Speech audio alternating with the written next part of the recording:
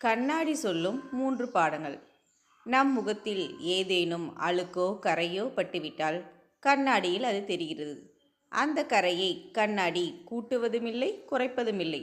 உள்ளது உள்ளபடி காட்டுகிறது அல்லவா? அதேபோல் உன் சகோதரனிடம், நண்பனிடம், கணவரிடம், மனைவிடம் எந்த அளவுக்கு குறை இருக்கிறதோ அந்த அளவுக்கு தான் அதனை சுட்டிக்காட்ட வேண்டும். எதையும் மிகையாகவோ ஜோடித்தோ சொல்லக்கூடாது. துரும்பை தூணாக்கவோ கடுகை மலையாக்கவோ கூடாது.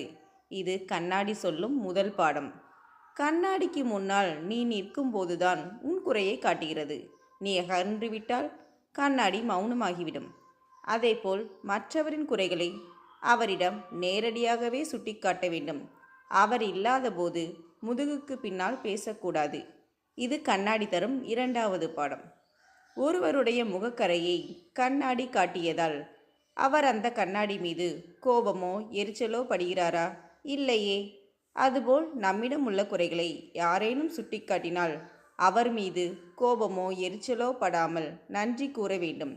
அந்த குறைகள் நம்மிடம் இருக்குமேயானால் திருத்திக் கொள்ள வேண்டும். இது கண்ணாடி தரும் மூன்றாவது பாடம்.